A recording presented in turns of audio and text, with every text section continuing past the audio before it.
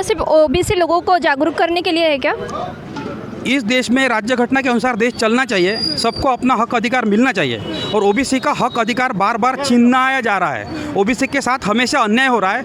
इसके कारण कि ओबीसी के जो हमारे जो भाई बांधव है वो जागरूक नहीं है, तो वो जागरूक करने के लिए हमें बार बार ऐसे मोर्चे निकालने पड़ेंगे, उनको जागरूक करना पड़ेगा और हमारे हक अधिकार हमें लेने पड़ेंगे।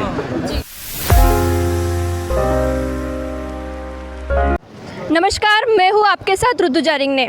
आज हिंगन घाट में ओबीसी महामोर्चा निकल रहा है जो हरिओम सभागृह से शुरू होने वाला है। जो इस मोर्चा का उद्देश्य है कि ओबीसी लोगों को अधिकार मिलने चाहिए और उसी अधिकार के लिए यह मोर्चा निकाला जा रहा है। तो यहाँ मौजूद सभी लोगों से हम बातचीत करने की कोशिश करेंगे। तो इस मोर्चा का उद्देश्य क्या है? ओबीसी संघर्ष समिति हिंगन घाट की तरफ से आज हरिओम सभागृह से एसडीओ ऑफिस तक ओबीसी विजय एनटी एसबीसी सभी भाई बहनों का यहाँ मोर्चा से हम जा रहे हैं। हमारी प्रमुख मांगे यह है कि ओबीसी की जात न्याय जनगणना होनी चाहिए और 27 दिसंबर 2023 और 26 जनवरी 2024 की जो महाराष्ट्र शासन की अधिसूचना है वो हमारे ओबीसी आरक्षण पे धक्का है। हमारा पूरा ओबीसी समाज भयग्रस्त हो रहा है। आने वाली पीढ़ियों का भविष्य अंधकार में जाने की संभावना है और हमारी बहुत सारी और 14 मांगे हैं। क्या 14 मांगे? उसमें से महत्वपूर्ण मांगे यह है कि ओबीसी की जाति न्याय जनगणना होनी तो चाहिए ही। क्यों होनी चाहिए? क्योंकि यह जो हमारा ओबीसी समाज है 1931 से लेके 1931 में हमारे लोगों की संख्या 52% थी। तभी से जनगणना हुई नहीं और हुई भी होंगी तो वो पब्लिक के सामने आई नहीं। इस वजह से अभी अगर जनगणना करते हैं जैसे कि बिहार में हो गई तो ओबीसी की जनसंख्या अबाउ 60% है और हमें जो आरक्षण मिल रहा है वह बहुत ही कम है। केंद्र में 27% है और महाराष्ट्र में 19% है। इसलिए यहाँ पर और कुछ लोग समाविष्ट करना चाह रहे हैं शासन की तरफ से। तो हमारे ओबीसी समाज की यह प्रमुख मांग है कि उन्हें जो हमारे इसमें समाविष्ट करना चाह रहे हैं उन्हें अलग से आरक्षण दिया जाए और हमारा आरक्षण बढ़ा दिया जाए। इस मोर्चा के द्वारा आप लोगों तक क्या संदेश पहुंचाना चाहते हैं? हम यही संदेश पहुंचाना चाहते हैं कि यह किसी पक्ष, धर्म, जाति या नेता के विरुद्ध की लड़ाई नहीं है। यह हमारे हक की लड़ाई है। इसे हमें लड़ना चाहिए और इसे अपनी मांगे सरकार तक पहुंचने में आसानी रहेगी। यही इस भाव। इस मोर्चा के द्वारा आप ओबीसी लोगों को जागरूक करना चाहते हैं? हाँ, जागरूक करना चाहते हैं। ये जो हमारा कमज़ोर बांधव है जो गांव खेड़े में रहता है उन तक ये जो मूवमेंट है ये जानी चाहिए। इसी का उद्देश्य है। इसी वजह से हरिओम सभागृह में 2 सभा हुई थी उसमें और एक बाइक रैली निकाली गई थी 6 तारीख को।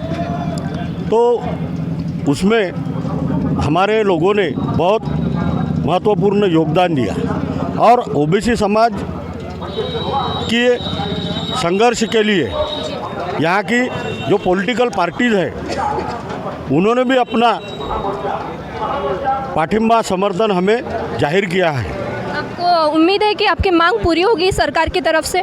हम तो चाहेंगे मांग पूरी हो, यह कोई भी चाहता है, लेकिन सरकार को आज नहीं तो कल हमारा जो आंदोलन है उसकी दखल लेनी पड़ेगी। जो लोक प्रतिनिधि है हमारे सभी महाराष्ट्र में जो लोग हैं उसमें से बहुत सारे लोक प्रतिनिधि ओबीसी का प्रतिनिधित्व करते हैं। तो उनसे हमारा यह अनुरोध है कि वे हमारी मांगों को सभागृह हाउस में रखें तो आप इस मोर्चा के बारे में क्या कहना चाहेंगे?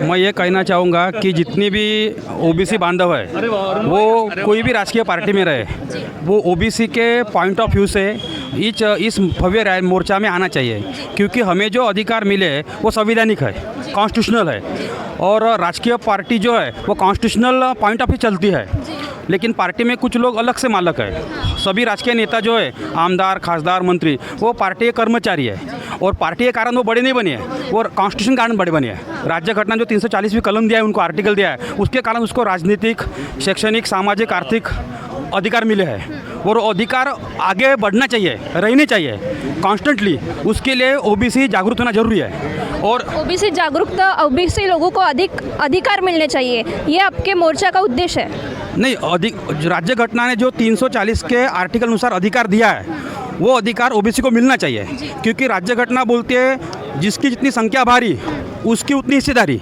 मतलब ओबीसी लोगों को अब तक अधिकार नहीं मिले हैं? ओबीसी को 27% केंद्र में दिया है, राज्य में 19% दिया है, और इम्प्लीमेंटेशन सिर्फ 6 या 5% किया गया है।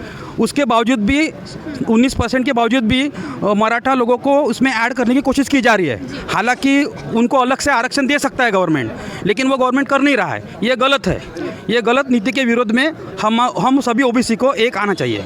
ये मोर्चा सिर्फ ओबीसी लोगों को जागरूक करने के लिए है क्या? इस देश में राज्य घटना के अनुसार देश चलना चाहिए, सबको अपना हक अधिकार मिलना चाहिए, और ओबीसी का हक अधिकार बार बार छीनाया जा रहा है। ओबीसी के साथ हमेशा अन्याय हो रहा है, इसके कारण कि ओबीसी के जो हमारे जो भाई बांधव है वो जागरूक नहीं है।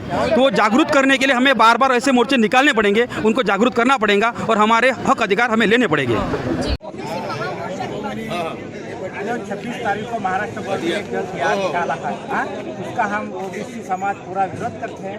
यदि उनको आरक्षण देना है तो अलग से वो संख्या बढ़ा दिया जाए, ओबीसी को कोई भी धक्का न लगते हुए उसको आरक्षण देने को हमारी कोई मनाही नहीं, क्योंकि हमारे जो पहली आरक्षण कम है, हमारे यहाँ 65% ओबीसी संख्या है, तो इसको नजर ये करते हुए कांग्रेस पक्ष को इसका पूरा पाठिंबा है। मैं नगर अध्यक्ष माजी का पटना क्लब से कांग्रेस शहराध्यक्ष इस महामोर्चा को पूरा पाठिंबा है।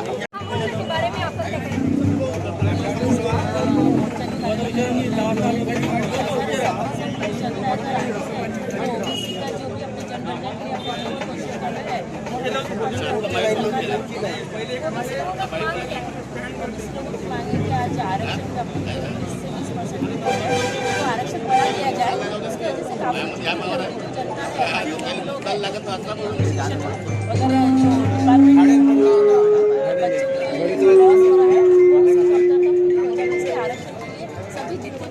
संघर्ष समिती हिंगणघाटच्या वतीने आयोजित या महामोर्चामध्ये सर्व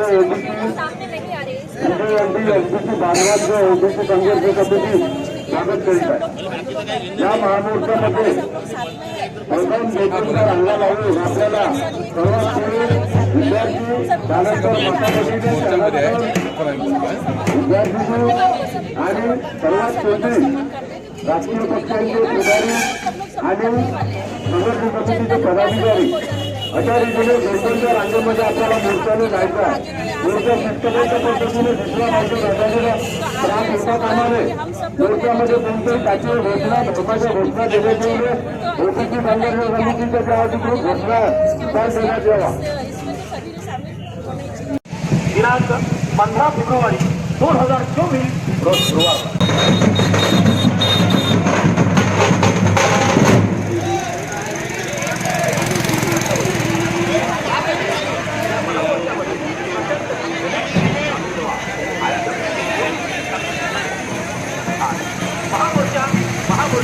महामोर्चा जो कार्यालयावर महामोर्चा सकाळी 11 वाजता मंगल कार्यालयाजवळ जागा हो, जय ओबीसी, जय संविधान।